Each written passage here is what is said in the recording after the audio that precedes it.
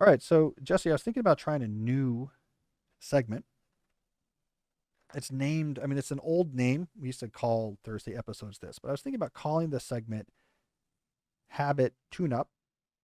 And the idea was I just take a piece of advice from the types of advice I give and just get into it a little bit. So let's just take of advice out of my toolkit and get into it a little bit, even without a question to prompt it. So we're going to give that a try.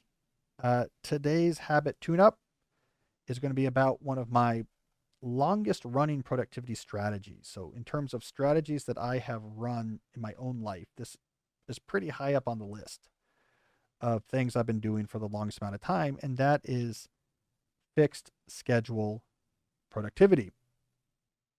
All right, so what is fixed schedule productivity? It's a simple idea where it says you fix the hours that you want to work. It's like on a typical day, here's the length I want for my workday. And then you work backwards and do what you have to do to make the work actually fit. So that's primary fixed schedule productivity. I work 8:30 to 4:30. I work 9 to 5. I work 8 to 6. You fix the hours and say that is my line in the sand. Now I have to do what I can to make that fit. There's then secondary fixed schedule productivity, which is where you take specific types of work you do on a recurring basis and give that an even smaller boundary. In our life, my biggest example of that is probably this podcast. Um, it exists for me in a half day. It gets a half day per week.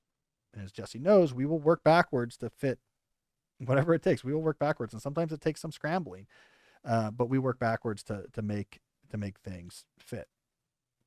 I mean, that's why, for example, now that we're going down to one episode, we had to go down to one episode to spend more time thinking about the show because the fixed schedule productivity is secondary fixed schedule productivity. I'm running here says half day for the show. So if we wanted to spend more time prepping and record two shows, we would break that boundary. So we had to change something else. So it forced a change. So this is one of my oldest ideas. I wrote about this way early in my blog. I'm thinking back 2007, 2008. I was writing about this idea.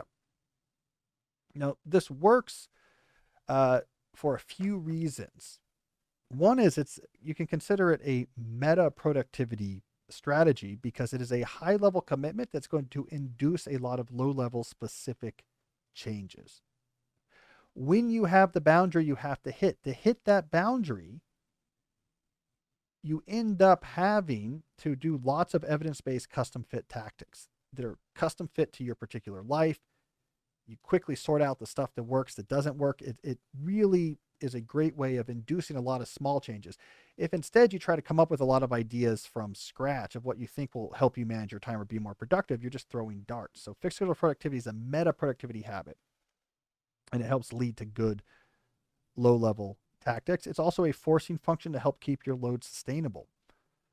So it'll enforce better productivity ideas on the low level. It'll also lead you to say no to more, get a better sense of what your load is. When you have these limits, that pushes back and it keeps you or makes it harder for you to overload yourself, which is likely to lead to burnout. It also helps you better take advantage of seasonality.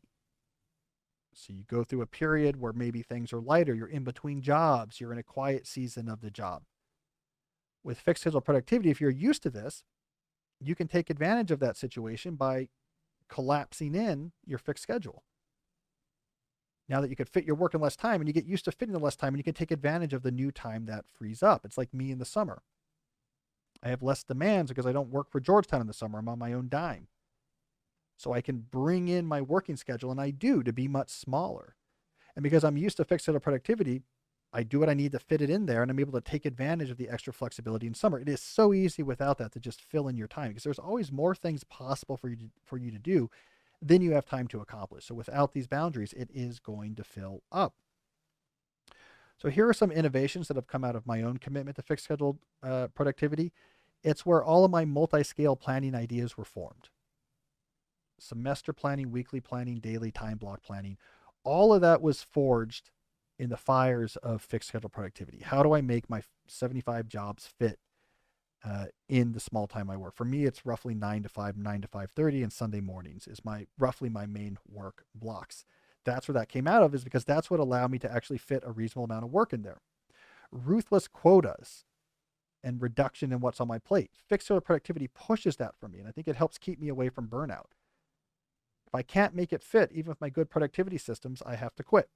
I can't do this. I need to step away from this. I need to take a break from that.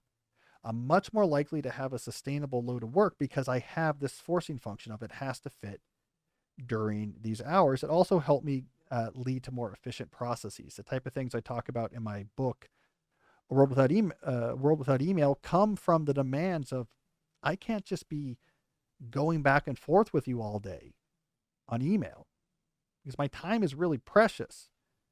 I have to get a lot in here because I have to stop work at 5:30. So we got to figure out a better way to collaborate. Again, this back pressure from these boundaries really causes a lot of good.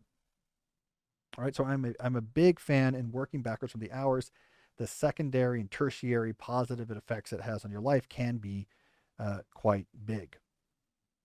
You know, Jesse, I'll have to say, fixed schedule productivity is at the source of the amusement and confusion I often get. And we talk about this sometimes on the show, but there's a very common critique of me when people hear about like the work I do or the type of things I talk about. It's a very common critique where it's like, well, you know, you can do that probably because of your wife.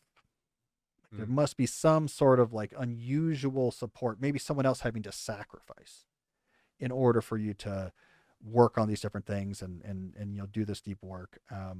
So this comes up a lot. Shout out to my friend Scott, who likes to collect these references. There was one this week, I forgot who it was, but someone on a podcast, he had collected a new example of someone saying like, yeah, I like this stuff, but you know, I think the real hero is probably his wife. The reason why it always baffles me in the moment is because since I've been a working adult, practiced fixed schedule productivity, my work hours are just normal, standard, I'm a government worker, 9 to 5 style work hours, right? Like I just work the same work hours as like any other normal job. So it's not like there's some weird Herculean support I need from other people beyond just the standard like thing that everyone who works has to do. Like my kids need to be in school and, you know, that type of thing. So I'm always baffled. It's like, well, what do you mean? Like I work actually probably less hours than most people I know. And what does the fact that during my normal working hours, I'm very focused, I don't see what that has to do with needing external support. But the reason why I think people fall back on that critique is that most people don't do fixed schedule productivity. And when you don't do fixed schedule productivity, the assumption is, because it's what you're used to, more things means more time. And if you're doing like a kind of like an impressive thing or an impressive number of things, there must be some impressive time commitment. You must be Einstein in the 1920s, you know, disappearing till your office till 3 a.m. But the thing is, with fixed schedule productivity, it does work. You can actually get a lot of interesting stuff happening in a very normal, reasonable amount of time that does not require unusual support, does not require unusually long working hours. Fixed schedule productivity does really work because that back pressure gets you to focus, it gets you structured, it gets you organized, it gets you to essentialize. It really is like a tonic, for productivity. Do you remember what the podcast replaced before you did the podcast? Like that half day? Was it just writing or? It's a good question because I started it during the early days of the pandemic. Oh, so you weren't going to Georgetown stuff. I wasn't going to Georgetown. So I didn't, so it's a good point because I didn't have the fixed scheduled around the podcast at first because I started it during the summer of 2020. So I had a lot of time. And we went into the fall, still had a lot of time. Georgetown was remote, and so I wasn't going in. And then I was on leave that spring, like when my book came out. So like I had a lot of time. The half day came in once we got back to the normal schedule, which was like this fall. Oh, I got to go in, I got to teach, I'm on committees again. And that's what I was like, okay, I have to corral this more. So yeah, it's a half day of time. There's a lot of things I could easily spend a half day of time on. I think it honestly is, I went on after my last book launch. I'm not, as you know, I'm not doing a bunch of interviews right now. So I'm thinking about all the time I would be doing podcast interviews or radio interviews. I do a little bit. I was on, when you were away last week, in Canada, their main morning radio show on CBC, The Current. So I did a 30-minute stuff. So I do a few things. But that's probably where a lot of the time comes from, is I focused in my writing life to the podcast as a half day and then on my book and article writing. Yep.